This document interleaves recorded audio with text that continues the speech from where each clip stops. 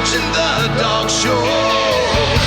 Another new episode is coming up tonight.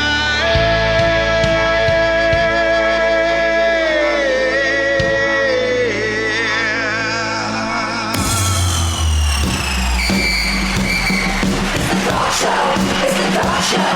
It's the Dawgs Show. It's the Dawgs Show. You're listening to the one and only Dawgs Show. Your hosts, Troup Brenson and Smooch Moncrief. Just two dudes talking Georgia football. Welcome, dog fans, to the one and only Dawgs Show with Troup and Smooch. And Smooch, we promised you folks in the rapid reaction we'd be back and we'd talk a little bit about Ole Miss and that 28-10 loss. Whew. It's over that time. We're recording this on a Wednesday night. Mm-hmm. That time we've had a few days to soak it in and watch the game again and to listen to what other people much better than we are at analyzing the way these two teams played and some other. Everybody's got an opinion at this point, but we're ready to flush that. We're going to talk a little bit about it. Yeah, we are ready to flush the Ole Miss Georgia game because that happens, Smooch. It happens with even great teams. I'm not saying Georgia is a great team right now, but it happens. You have games where you play terrible, they play to their best abilities, and a game versus a C game and the environment, and you got to be able, as a team, as a fan base, to got to be able to flush it and prepare for the next game. Yeah. Troop, I think going back and rewatching that game, there were units that played the worst game that has ever been played under Kirby Smart. I mean, the offensive line played the worst it has ever played since Kirby Smart got to Georgia. It was a regression. There were points in the game you're like, okay, this looks good. This looks promising. I like this. But we added to our nation-leading drop total at the wide receiver position. There was just it appeared that we were careful to not make mistakes, and that seemed to take the fight right out of the boys. It really did. And at the end of the game, I looked at a team that just didn't have a ton of fight left. They just got beat that bad, and that was the thing that we need to flush and just be done with. Sometimes you just get your butt whipped, and that is exactly what happened last Saturday. Well, after watching that game, I felt more confident that we knew the game plan was right. We knew we were going to have to run the ball, especially with the way their defense had played and the way their offensive line was injured. Right. And the way we've been playing, the right recipe for that is to be able to run the ball. Because I will tell you, and Lane Kiffin said this is a defense we had to build to beat Georgia. And so a lot of twitchy defenders on that front, and they were coming after Carson Beck, and they were running by Georgia's linemen, and they were making us make some quick decisions. And Georgia was not making the right decisions a lot, and there's some different reasons for that. And some of it is just we just haven't executed to a high level all season, not consistently, not from play to play or from series to series. We just haven't. And so combine that with a lot of injuries out there and guys just not at their best. And so when that happens, you got either a player who's not playing up to speed or you got a backup who's just not, he's a backup for a reason. Right. So you saw a lot of that. And so we needed to be able to run the ball, and Georgia knew that. And it wasn't because I don't think we got good backs. I just think that the O-line, we didn't do well in run blocking either. We had to. So you had to kind of make some decisions. And Ole Miss only scored 2 touchdowns, Smooch. They had some drives, and they didn't score. They didn't have even 400 yards offense, especially as much as our defense was on the field. They still didn't have 400 yards of offense. So the defense tried to hang on long enough, right? And they didn't play perfect at all. But in the situation, they gave Georgia. If Georgia's offense is clicking, then that's a game where if Georgia's offense is playing like we have seen them play. Georgia probably still wins that game 34-22, something like that. Yeah. But it just weren't on the field too much, and the offense is an issue. I'm gonna let you comment there, and I want to mention something else about what I saw in that game. Yeah. So on on offense. First of all, on the offensive line, I know we had one or two boys sick, and I know that's a cop-out, but I will tell you that flu that they had, I've had it this week, and it is vicious. So there's a reason our show isn't coming out on Monday or Tuesday. I was unable to do it. So that's just another factor on offense. The problems are we have Georgia's system all over the field is complicated. If it's on defense, special teams, offensive line, running backs, there's many responsibilities because Kirby attaches excellence to every little thing you do. There's reads, there's things you have to understand, and things you have to execute. What we've seen this year that we've never seen is on offense, we have this offensive side of the ball team-wide, the yips. We thought it was just Carson Beck, but we've got kids that cannot catch a football that hits them in the hands on offense. And it seems the harder they fight, the more they drop. And when you factor that in with the fact that it really seemed that Ole Miss had a copy of our playbook in that game, it seemed like, oh, we know this screen to this wide receiver's coming right now. We're going to go blow it up. And so you saw so many give up plays like that, which they just look like, oh, we might as well throw a token screen here and lose 3 yards and then try and react. But there were problems at every level. Georgia never got a rhythm. Like you said, when Georgia's in rhythm, when Carson Beck is in rhythm, he's a fabulous quarterback. But it never occurred. Running game looked like it was about to take over a couple of times. We said after that first touchdown, big boy football. I think we texted at the same time. This is man ball. And we never got back that swagger. We never got any momentum after that. Just got kicked in the teeth the rest of the night, Troup Brinson. When we talk about coaching and preparation, we saw that Ole Miss was prepared for Georgia's tendencies. That was really the first game where I was like, we're very predictable. And it was because they were running to the play after seeing some kind of a switch. They knew what they were looking at really early in a play. And that made it more difficult. We had so when you say people are not open, we have people open. But there's a lot of times those plays are blown up quickly, and the coverage was good because of tendencies. And so if you're a coaching staff, I know we look at things like we self-coach and self-analyze what our tendencies are. So I hope they did that, and I hope they continue to do that because Ole Miss was sold out for this game, and they coached it really well. Their players executed it really well.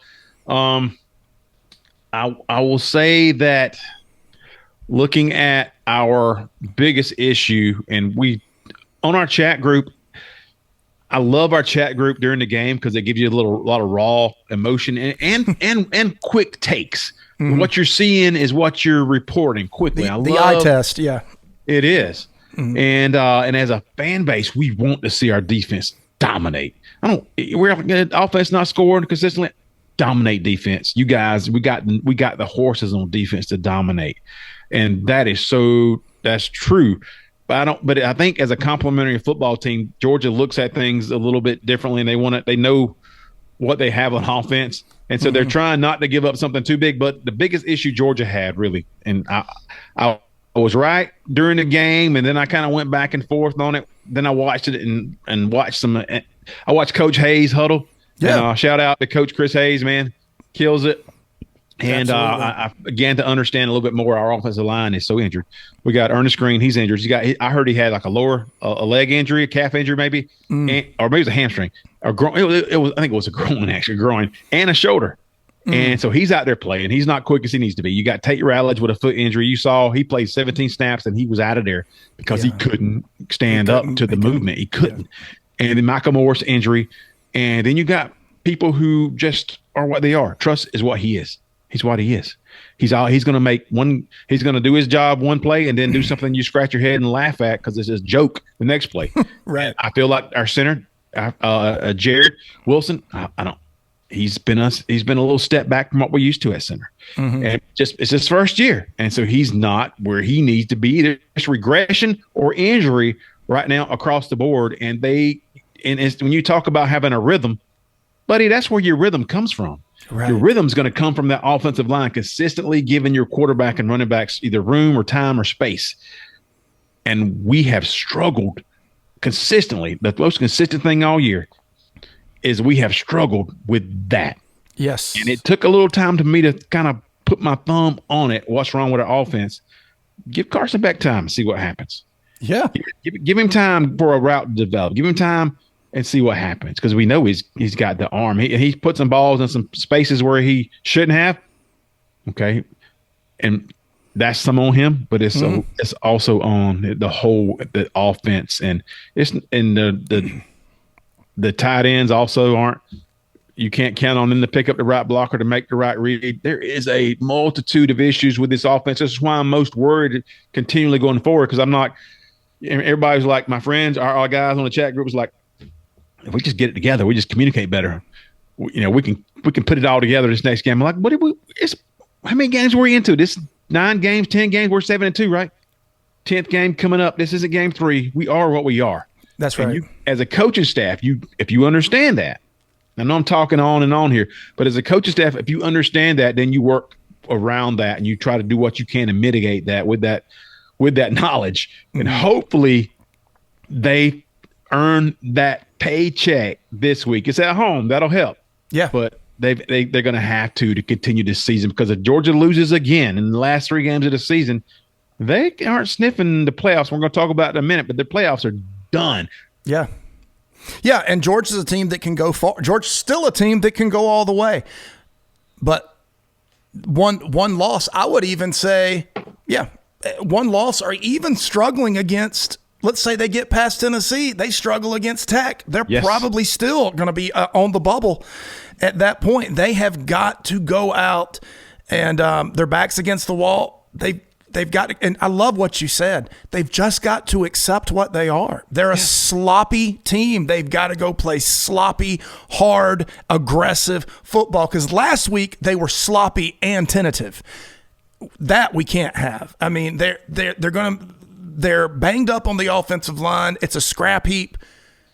Accept it. Figure out what to do, but stay aggressive. And I think that is, when you talk about things that can be fixed, overthinking both at the coaching level and at the player level, I think paralyzed us last week. That is something that can be fixed. But in terms of looking like the 2021 team, that's not going to happen this year. If they win, it'll be a completely different and much more circuitous route. Well, defensively, that's where Georgia needs to hang their hat. Yes. And so even your offense can play with that in terms of complementary football. And it's not as an attractive game as we have grown to look for, where you're winning, or in the worst case scenario, you're winning 40 to 30. That's a bad, in the past, that's a bad game. We just give up 30 points. What the heck? Yeah. No, we scored 40 because we expect to score 40, because we've been scoring 40. We're the only team in the past 2 years that's averaged, other than USC, that's averaged over 40 points a game. That means Georgia is very good offensively, and we used to score that many points on average. But this is a team I think is going to win or lose on their defense. Yeah. And the great news is that they are loaded defensively. And there are few teams. There are teams that have pieces, but if Georgia puts it all together defensively, and those guys are all together, and the game plan is right, and we talk so much about how aggressive you are. There's a limit to how aggressive you can be, but in terms of a tone, yes, and a tendency to be a predator, we talk about hunting and dictating. That's a Georgia defense. You can kind of come and go and shift out of different coverages, but that's where Georgia's got to live, because that's the best part about this team in 2024. Now, next year, I don't know. Who knows? Next year or two, last year, you can't say, well, this is what we were. What we are right now is a team that's going to have to put the offense in great situations with the defense, and they can do that. That can happen, and you can get some rhythm with that going on. You can get some teams shaken up, and you can get on a roll. I'm worried right now that we're not on a roll at all offensively. That we're putting a lot of pressure on our defense, but that's where it's got to be. The defense has got to come up this next weekend. We're going to talk about Tennessee, but I think that's the tone setter, Smooch. You mentioned that in the Ole Miss game, and I think we were both right? Yeah, I think so. I was like, okay, our offensive line is killing us. We're killing ourselves. We can't make 2 blocks or 2 possessions in a row, or 2 series, 2 plays in a row, block it right. we're killing ourselves. It's much like our defense. We're not playing the right. Our vibe is off. We're not being aggressive. We're letting things being dictated towards us. And that's the strength of our team. So going forward, yeah, exactly right. Identify the weakness, and you identified what we got to do to be successful. Right. Exactly. Yeah. Attack, especially when you're talking about young players. You've got to let them attack. I love that part in Bull Durham where Kevin Costner tells his hotshot pitcher, Nuke Lelouch, don't think it can only hurt the ball club.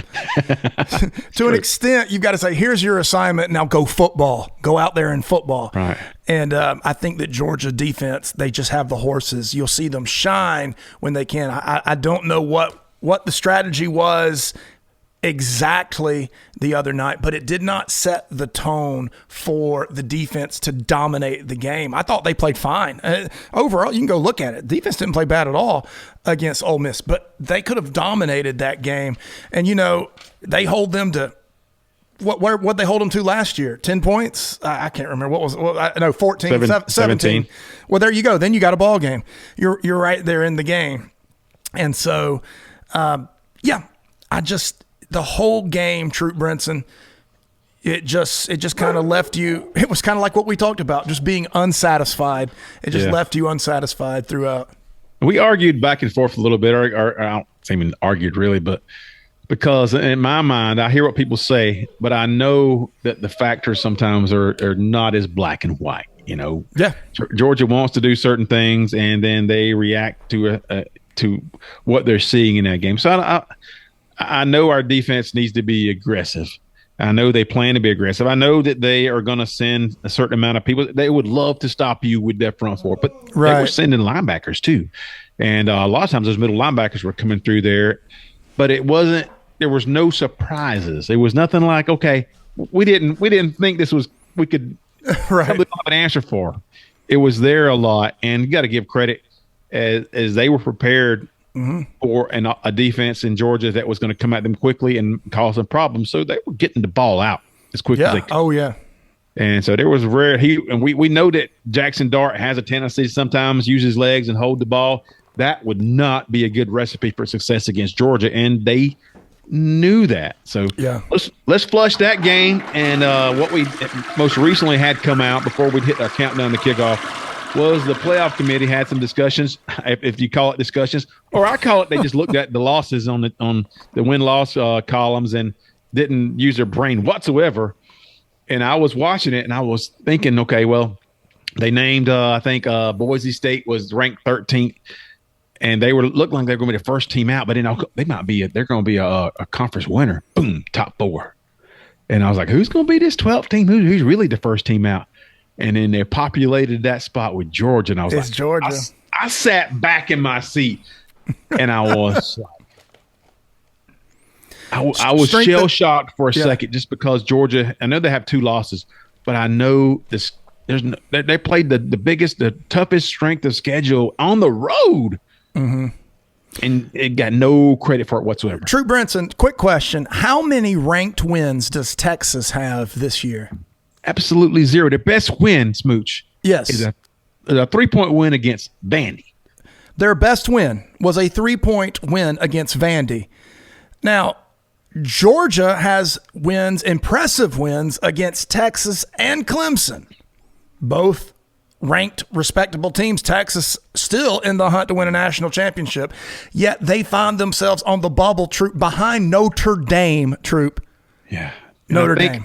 I think the names that pop in there, and maybe they'll change, but it just makes you question what their criteria are. And they did a little back and forth answering questions at the committee, and it didn't really hold to form with one answer to the next. But it's like the Penn State played nobody, Indiana played nobody, BYU they are what they are. Penn State is a joke. They are an absolute joke. Yeah. Yeah, but those guys, if they have one loss or no losses, BYU's got no losses, right? But those other teams have a loss, and they have played such an easy schedule that if they were playing Georgia's schedule, I don't know how you work this out, but if they're playing Georgia's schedule, they got like 4 losses, and they are the same team they always are because they basically are the same team they There always are 4 teams in the current top 12 that if they played Georgia's schedule would be under 500. I'll wager 10 grand on that right now without a doubt. Everybody's saying this. Well, just win your games and don't worry about it. Just win. Stop talking and win. Mm-hmm.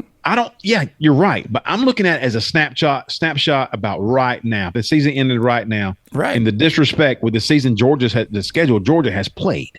And they went into Tuscaloosa. They went into went to Austin. They went to Kentucky when Kentucky was still, when you play early in the season, you're still battling for everything is on the line. You're still healthy.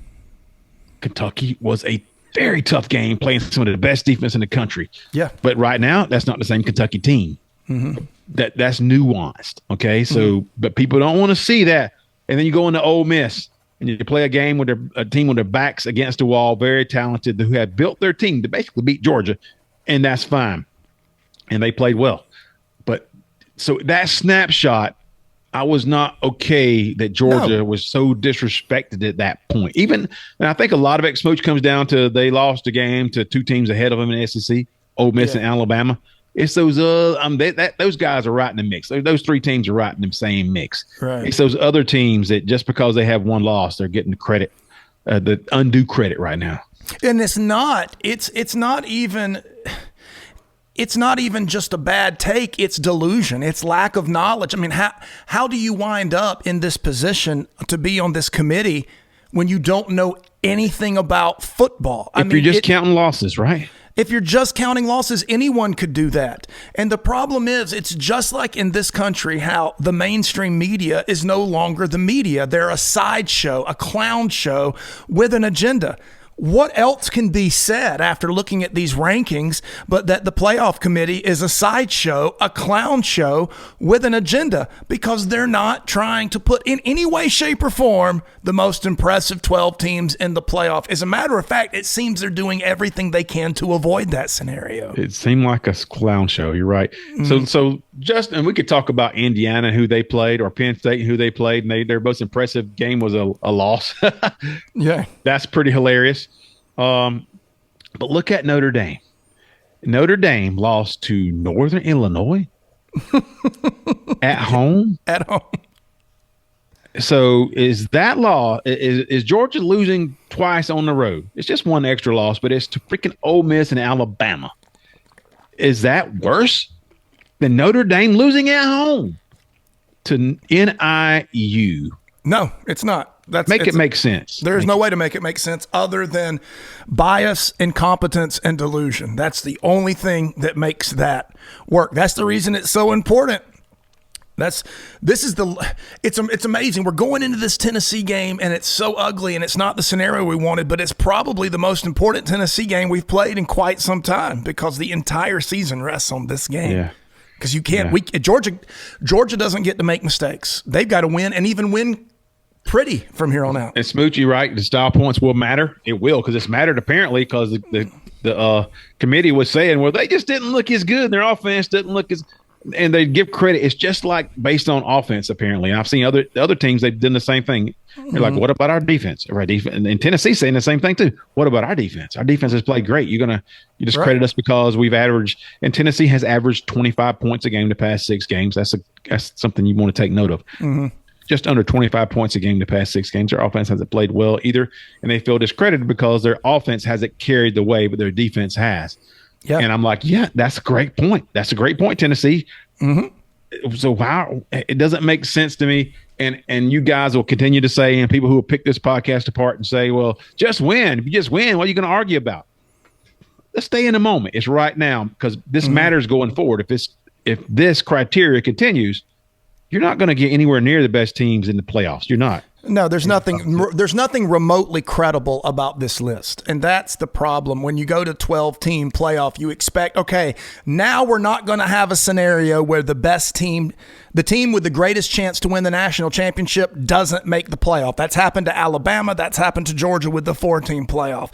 Okay, now that scenario's over. Nope. They've just reintroduced it with more teams. It's the exact same scenario. Smooch, we were having a conversation. My buddy Chad, what's up, Chad?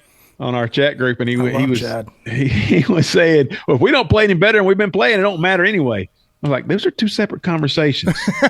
Right. It's like the conversation about where we're going forward, how we're going to play and how we're going to win is independent of where we are right now and how they're making these decisions, because they matter, because I want, in my common sense, the common sense part of me wants to make it make sense. Anyway, that's where we are. And Georgia is the first team out right now. The results will matter going forward. This won't matter at that point, but it's a point of conversation right now. And a lot of pundits are poking their head out saying, this looks odd. And you think? This is strange. I don't know. And yeah. But Smooch, let's move it forward and hit that countdown to kickoff for us. Countdown to kickoff, baby. This is the countdown to kickoff, and Georgia, Tennessee at home, 7:30 game day, all the things that you get excited about. Yes, sir. And it's up to us, Smooch. It's been handed over to me and you. To just the two of us. To understand these two teams and to figure out what's going to be, what we can expect to see Saturday, and what the chances are of these two teams going forward, where they've been this season and what they are, because you are what you are at this point in the year, and what we feel about that. You know, Troop, it's so funny. I've always considered Tennessee and Georgia to be completely different in terms of philosophy, in terms of approach, in terms of coaching, and that adds to our rivalry. However, this year, Tennessee and Georgia have a very common thread that inextricably links the two teams together, and that is neither team is playing to the preseason conceived notion as to how they would win games. Tennessee's winning games with defense. Georgia's winning games with 3 interceptions but throwing for 400 yards. No one thought those two scenarios were indicative of the styles of those two teams. Tennessee is winning games outside of what you would consider hypo football, and Georgia is now winning games outside of what you would consider Kirby football. So something's got to give this weekend, right? You would think so. Or the both teams are going to do more of the same. Right. That was the way I predict things usually, is what I've seen, is I trust it. Tennessee 8-1 on the season, and they lost to Arkansas, or they would be undefeated. That was a crazy game. They'd be the number one team in the country without that Arkansas hiccup. Yeah. 19 to, you're probably right. 19 to 14. They haven't, unless the committee says, well, you haven't been winning impressively enough. I've heard people come out and say, let's get back to the BCS. Because these guys, you weren't winning impressively enough. We're not going to give you credit for your win. And they did lose 19 to 14. That was in Arkansas. Let's look at their schedule, and it changed dramatically as we said it would. Yeah. You learned more about this team when they moved away from Chattanooga and NC State and Kent State. They did beat Chattanooga 69-3. They did beat NC State 51-10. They did beat Kent State 71-0, and they were feeling themselves as a Josh Heupel offensive juggernaut. Yes, and we not stopping. This is Nico time, baby. It's Nico, best player in football. I've got the receipts. Things changed since then. Since then, they've averaged under 25 points a game. Those were some big numbers, just in case you didn't know. That's huge. That's Iowa numbers. They were averaging over 60 points a game until they were averaging under 25 a game. And they moved on, of course, and played Oklahoma on the road, won 25-15, and lost to Arkansas in Arkansas 14-19. That's a travesty, only scoring 14 points in that game. Yeah, that really is. They won in overtime at home against Florida. Right. 19-14. No, excuse me, 23-17. And then maybe they were maybe they weren't thinking about that game, because they did beat Alabama at home in Knoxville 24-17. A really good game. And they missed a lot of opportunities early, and Alabama missed a lot of opportunities. And they hit on some of them. Right. It's funny to me. I think the Georgia game put Alabama to sleep, and the Tennessee game seemed to wake Alabama up. They're playing great football right now. They had kind of gone dormant after that Georgia game, and then Tennessee beat them, and Alabama looked great last week. Let me comment on that real quick after I say they beat Kentucky 28-18, and they beat Mississippi State, which I did watch 33-14. I did watch a little bit of Alabama game because we were crying in our beer after the last week's game when I was going to watch the Alabama LSU game after Georgia's game, but I was upset. I was drinking. We were mourning. I was in the libations, as I said. There was all kind of things happening, and we were going back and forth on it. I was sitting there drinking with the Alabama LSU game on, drinking and going back and forth with the Dog Show chat group, trying to figure out that loss and arguing back and forth. So, but then when I went back and watched it and looked at the stats, I was like, that was freaking Joe. That was Milroe. Yeah. That was Jalen Milroe all the way. He ran for 150 yards or so. He was the guy. He didn't throw for a lot of yards, but he was the whole offense all the way. And I'm like, that looks impressive until you get a defense that can actually slow down Jalen, not Joe Milton, but Jalen Milroe. When you get a team that can slow him down, then LSU's defense has been bad the last couple of years, and they could not stop him whatsoever. And so they made it look like they were juggernauts again. But I'm like, that's just a team that just could not have an answer for a running quarterback. Yeah, we know that. We've seen that story before. Yeah, we've seen one of those too. Yeah, yeah, but that was to a degree that made that game just out of hand. So anyway, Tennessee did beat Alabama, and it was a home game for Tennessee, and they not scored a lot of points right now. So I did. Let me see what I got written down. Now that Tennessee schedule we just mentioned, Smooch. Do you see anything that stood out on there you want to mention, or just 8-1's good, pretty good? 8-1's good. The games have all been close. I guess that's the reason they're kind of getting disrespected. The Florida game was disappointing. But, Florida can get up for people. They can really get up for Tennessee. They upset Tennessee last year. I know, right? That seems to be almost like their role now is to underachieve all year and get up for get up for Georgia and Tennessee. But, no, I think that Tennessee this year, if they just scored, the games could have been just as close, Troup Brinson. But had the games, instead of being 15-17, had the games been 34-28, people would be a lot higher on Tennessee. It's just that the offense has been grounded all year. And even though they're winning games defensively, and 8 wins, 8-1 is 8-1, hats off. But what's hurting them in the public perception is they're not explosive this year. Yeah. Since those first few nobodies they played. And I think that to their credit, they have not pressed. We've seen Georgia pressed. We've seen Georgia press and almost try and live up to expectation rather than be what they are.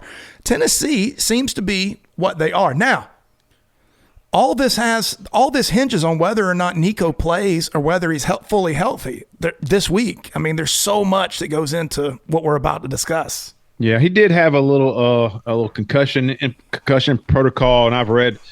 I sent it out to our group that Chris Fallica, the Bear, said that he was not playing. He had people saying that from the inside Tennessee says he's not playing. Then I've read since then that Nico's going to play, and that's fine. And but it would make a difference if Nico didn't play.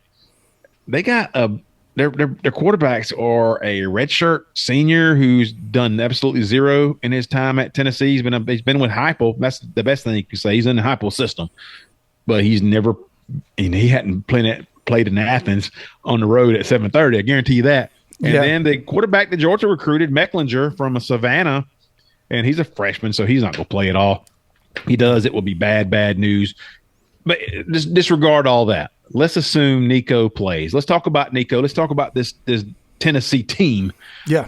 They don't win because of Nico, Smooch. No, at all. That's what we were led to believe before the season, right? Nico was going to elevate this team. He has best player in college football. The best player in college football. Get used to his name or learn his name, Little Bro. That's what we were told. Little Bro. And honestly, I do not see, and I haven't watched all 9 games. I've watched probably 6, maybe 7 games. I've not seen where Nico elevates his team any better than Joe Milton did. I have not seen that at all. Now, Is he got more upside than Joe Milton? Of course he does. But Hendon Hooker, this team would be undefeated in a consensus number one if Hendon championship. Hooker This is a championship level team with Hendon Hooker. 100%. So Nico has actually held the team back some, and all the things we talked about, his play style and his frailness do not go well. There is certain reads he doesn't get, and then he has an inaccuracy we didn't think he had. We thought he was accurate, but he has shown an inaccuracy this year. But he does seem to be a leader that the team rallies behind. Everybody seems to love him. But in terms of elevating his team, Troop, he just hasn't. That defense has elevated this team. Yep, the two things that, like you said, Georgia like in a lot of ways. Nico hasn't been a difference maker. He hits shot plays sometimes. He doesn't, not accurate enough really. And his reads are off. I watch plays where he's got people open and he's not even looking at the right direction. And so that hasn't been a difference. It's been Dylan Sampson, the running game, their commitment to the running game and their defense. And we have picked on Tennessee about their defense for years. Well, their defense is good this year. The defense is to a point where I'm looking at them on film and saying, uh-oh. Right. That we don't do that well. What they're doing is going to give us trouble, especially with what we are offensively right now, and not just what our strategy is or what our tendencies are.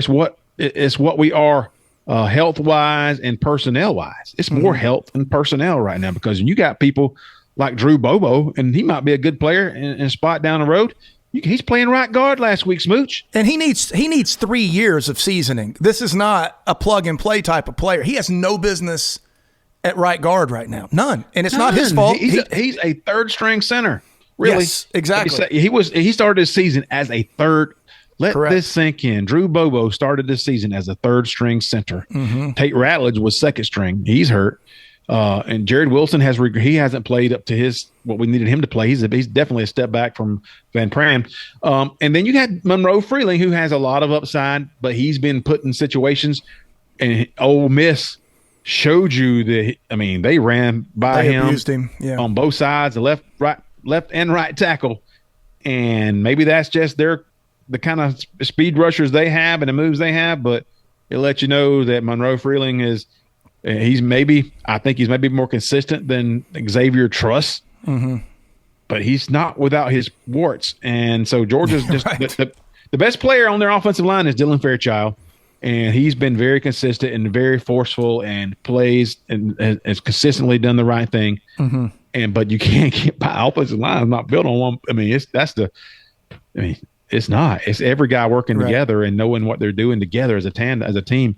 And we've seen that issue, and Tennessee can stress that. They have those guys up front. They have the pass rushers and James Pierce and the linebackers, and they cover pretty well. They got some aggressive people in their secondary, and they are always trying to trick you. They're going to show you something right before pre-snap, and then they're going to move out of that, and they're going to try to confuse the quarterback, and they're going to try to get pressure on your quarterback and make him think he's seeing something he's not seeing. And that has not been a good recipe for success for Georgia's offense if they can't run the ball. Exactly right. Exactly right. What you want to do if I'm huge into MMA, in Brazilian Jiu-Jitsu, but especially in judo, what you do is you use your opponent's momentum against them. So whatever you take what your opponent's doing and you use that. That's how you beat a much larger player. You get them moving, use their kinetic energy to pull something off on them, to finish them. Georgia has shown itself over the years to be very good at that type of thing, to use all this movement and pre-snap stuff against a defense. It's just, can they recover? And I'm not just talking about recovering from assignment discipline and all that. Recover mentally from what happened to them last week. Can they really put that out of their head, come in and take it to this team? Because I told you this in our pre-show. Georgia seems to be set up to beat Tennessee each year. You know, there are times when Georgia just looks like a different class than Tennessee the last 3 times they've played each other. And those are all hypo, by the way. But has Georgia flushed last week's game like we have? And how does that manifest itself this week? That is the key question. If I look at the game, I say Georgia should not have a problem beating Tennessee. It should be closer than normal because of their defense, but they shouldn't have a problem. But that's not what my eyes tell me right now watching the two teams play. Well, Georgia's defense is set up to beat Tennessee. Always been that's been the truth. And because Tennessee was known as an offensive team that would stress you and put you in situations that go too fast for you. And Georgia's been athletically ready for that. And they coached up to par where they were prepared for that, and they counteracted it all. And Tennessee just didn't have an answer. They haven't scored more than 2 touchdowns. Have they scored 2 touchdowns in the past 3 years? I don't think they have. We had 1 touchdown and a couple field goals. But defensively, Georgia up front can slow Sampson down because I really think that Stackhouse and Kristen Miller and Warren Brent and all those other guys that come in there, I think on that front are very good at stopping the run between the tackles, which is what Sampson wants to do. So that if they stop that, and then Tennessee's going to have – then Tennessee's watching film. They know that Georgia's good at that. You're not going to go a long way because Georgia's not going to have to commit extra people. If Georgia doesn't have to commit extra people to stop the run, Tennessee's offense is done. Right. It's done. And just what Georgia wants to do is to stop their run. When you can stop the run with 5, if you can stop the run with 5 against Tennessee, you put all the pressure on Nico. And it's over. It's over. Yeah. It's over. Even when Hooker was quarterbacking, it was over. It was over. When you could do that, and Georgia did it, because Tennessee, despite what it looks like, they want to put the ball in the air and put all these big passing numbers on there. That happens because teams commit too much to stop the run. And then you got one-on-one situations, and you got mistakes. Once somebody makes a mistake, quarterback accurate, big play over the top. That has happened a lot. Hasn't happened against Georgia because they have been able to put safeties over the top a lot of times, and they got defensive backs and Stokes and Lassiter and some of those studs out there who were really good at locking them down. And so there was not much there. Hold the ball against Georgia, you're going to get hit, and we've seen that. But we won't know offensively. I feel good about Georgia, their defense. I think they'll come in this game. They'll have an advantage because it's at home with the crowd. It's going to be a defensively all you can ask for what Georgia needs. And offensively, you won't know. You won't know in practice. You won't know until Georgia puts a couple of series together back to back where they got rhythm, and they can do it. But if you have 2 plays and 1 bad play, sometimes you got to have 1 player who makes up for the mistake. And a lot of times it's got to be Beck. So if it's 1st and 15 because somebody lined up wrong or something stupid happened, or 2nd and 17, if your quarterback is good enough, he'll make up for that. Such a good point. He'll pick up 20 yards when he needs to, or he'll pick up 7 yards when he needs to make it 3rd down and 3. But you got to have that, and that's what Georgia needs, because they're not going to play perfect on offense. We've seen that this year. They're not going to just step out there against Tennessee, a really, really good defense, sound defense, aggressive defense, and play perfectly. But they're going to have that 1 player, and it probably starts and ends with Beck, to make those plays when they need it. And it's going to – so if you think that Georgia's offensive line is also going to play like they did 2 years ago or last year, don't be upset when that doesn't happen, because I said it on the chat group. The die has been cast, and just accept it. And you'll find out more, Smooch, in this game about Georgia's coaching staff, I think, than you'll find out about anything else. Come on, that at 100. That's you just summed up all of my excitement for this game. I want to know how this coaching staff responds, what they change. I felt that though it's never been discussed, if you watch Georgia lose to Alabama in the SEC title game in 2021 and then watch them win the national title game a few weeks later, there was a difference on defense. Don't know what it was. To me, it looked like things were just simplified. Don't know exactly what it was. But whatever that coaching adjustment is, do they make it here? And that is what makes a great staff. And a lot of those guys that were on that staff in 2021 are head coaches other places right now because of what they were able to do when their backs were against the wall. And so let's see if this staff has that ability to get player buy-in. One of the things I'm going to talk about when we do score predictions is, do you still have player buy-in? A tough loss affects that shakes confidence. And so can this staff regenerate the unity and the excitement and the buy-in of these players? And I agree. If you just when you earn your money and you earn your reputation as a coaching staff, and you should be able to count on that. We saw it in Texas. Texas looked like the best team in the country until Georgia marched right in there and just read their mail. Yeah. They knew what Texas wanted to do, and they mitigated it at every level. Yeah. And so my keys to this game defensively, Smooch, is especially if you can control that running game just with a limited amount of people up front, is to cause havoc. I don't care where it has to come from. I don't care if it comes from just Jalen Walker and Michael Williams and C.J. Allen, or if it has to come from a cornerback or a safety. I don't care. Cause havoc. Don't give them guys time. Dictate. That's how you dictate. You may give up a couple plays, but the mindset in that causing havoc kind of aggressiveness is that you make mistakes. You cause mistakes. And what you need is an offense, and the defense is going to cause mistakes and give you short fields. That's complementary football. You know where you stand. Georgia doesn't need to drive the ball 90 yards right now. They need to drive the ball 40 yards. So as a defense, you're going to take some risks to make it where that's possible to happen. I also say, of course, I already mentioned this, stop the run. They stopped Dylan Sampson. There's not much out they can turn to. I don't think Tennessee's going to score a whole lot of points if they're one-dimensional, especially with Nico coming off of an injury, that little concussion injury. Maybe it doesn't affect anything whatsoever, but maybe it limits his willingness to turn it loose and run. Right. And he's also beat up. It's not just a head injury, but yeah, I get what you're saying. It has to affect him some. Yeah, we said it before the season. Yeah. He might not make it to this game. Right. He might not. Everybody's hinging saying how good he is. You can cross your fingers he makes it to the Georgia game. And so my last just key is for Carson Beck to make an appearance and to cut it loose between 10 and 20 yards.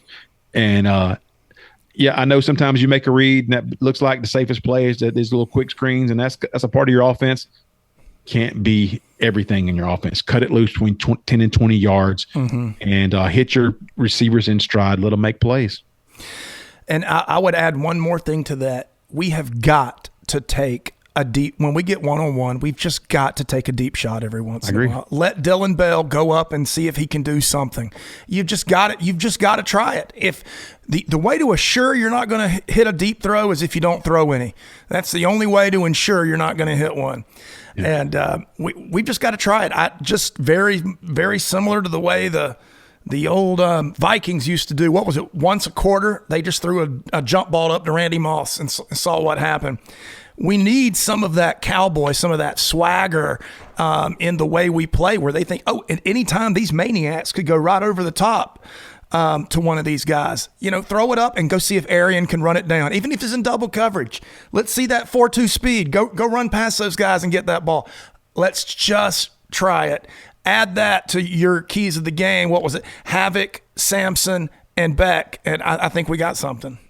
So let me ask you this, Smooch. We're going to wrapping this up, this countdown to kickoff up. Have I talked you into or out of your prediction as you've been thinking about this game and what the final score is going to be? And it's at home. It's you harking on the home game that's probably swaying me. So I'll tell you, I sat down tonight with 22-17 Tennessee written down as my score prediction for the game. I don't, and the reason is I base things more off the eye test than I do analytics. I watch players, I watch body language, I watch energy, how much fun the players are having. Nobody had any fun in that last game. After they were aggressive for a series, they got a sack and an interception. We took it down and scored. We looked great, and then we put it away. Ole Miss took it away, however you want to look at it. But I think if you factor in a home game under the lights, which I really haven't factored in at all, the fact that it's at night in Athens, because I've been more focused on what I saw as a team that could not wait to get out of town against Ole Miss. I mean, that's what it looked like in the fourth quarter. So, yeah, I could be swayed that Georgia could go into this game a favorite. It's just, I think it's going to be close. Now, if Nico doesn't start and finish the game, it's a Georgia win. He's got a 10-point favorite. Vegas has got it 10 points right now. Vegas has Georgia by 10.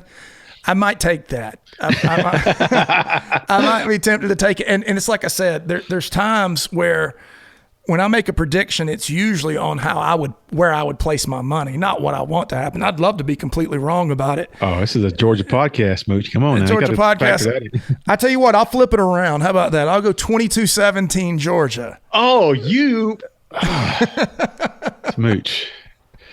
This is you told me I had to. What you got? No, that's not what I'm saying. My score is 23-16 Georgia. Oh, there you go. That is right. Because I don't, as much as I would let's say Georgia is motivated and they get disrespected. That's amazing. And they flip a switch and they score 45 points. I think it's going to be a low scoring game. It's going to come down to the fourth quarter. Yeah. And both teams playing good defense. I think I do worry about Tennessee being able to run the ball better than Georgia, but I think, it's at home. That's the deciding factor that I think a motivated Georgia team, which this is really an elimination game for both teams. If Tennessee loses this game, I don't think they make it in. No, they've got 2 losses and Georgia has the tiebreaker. So Georgia would have 3 losses, but Tennessee would have 2 and Georgia would have tiebreaker over them. So yeah, that could be it for Tennessee. They might not make it in, and because their schedule's not, the strength of schedule is not as strong as Georgia's, which may come into play at the season ends, at the season close, I guess maybe. But that's where I stand. You said 22-17. Yep. 5-point win, and I got Georgia as a 23-16 and 7 points. So we taking Vegas and we betting the under on that one. We betting it. I'll definitely. We don't cover. Yeah. I don't think they cover. Now I would love to see them cover, but I don't think so. I think if Georgia gets a lead, I think you actually see the emphasis from coaching being on not making mistakes that cost you the game. Because what you're gonna see. There has been 0 Kirby Smart's death marches this year. Right. So you can't really hinge. I mean, I know Kirby Smart would love that, but that's just not this team, and that's okay. When you got so many injuries, I even heard Cash Jones was in a boot this week. I don't know if that matters, but yeah, it means you're going to have another freshman in there like Bowens or Peanut Phillips in there. Cash Jones is in a boot because no one blocked for him and got him obliterated by 5 dudes in the backfield. Yeah, he played a lot, dude. He played a lot. And ETN only was 6 carries last week. He was in there for ETN played a good bit, but he just hopefully our offense really changes with him off the field. Dude, because he's like a quarterback that erases mistakes. He does. He erases some of those missed blocks. He'll make you miss in the backfield. You can be unabated right back there, and he's going to make you miss and still get 5 yards. And yeah, that's huge. I don't want that. And a lot of the casual fans see that, and it's like, that's a good play by Georgia. They got 5 yards. I'm like, did you see we missed 2 blocks on that play? And yeah, when you go back and watch it and watch the breakdown and play-by-play, and then you start to see how poor we've been in execution and for injury and just because of regression. And I don't know what to put that on, but I just hope for better. And Georgia is going to be a team. I think they're going to succeed in spite of that, hopefully. Right. And hanging their hat on a defense that is just making no excuses right now. And that's right. Coming after you.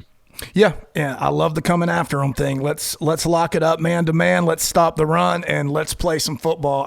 That's one of the things I love about the Tennessee game is it forces simple defensive concepts. It's just, can your guys out football our guys? I love that type of football. And so that's it's my favorite part about Tennessee coming to town or us going there. It's the way we match up because Georgia, since, 2022 when they met and Tennessee was 8-0 and Georgia just took them apart and made that offense look like nothing. It was beautiful. That's where we stand, folks. We flushed the Ole Miss game. We got Georgia winning a close game at home against Tennessee, and that's all that really matters. A 1-point win will get you opportunity to keep pushing for a playoff spot. And once you get there, who knows what happens? That's what you want to do, get in the playoffs right now in 12-team playoff.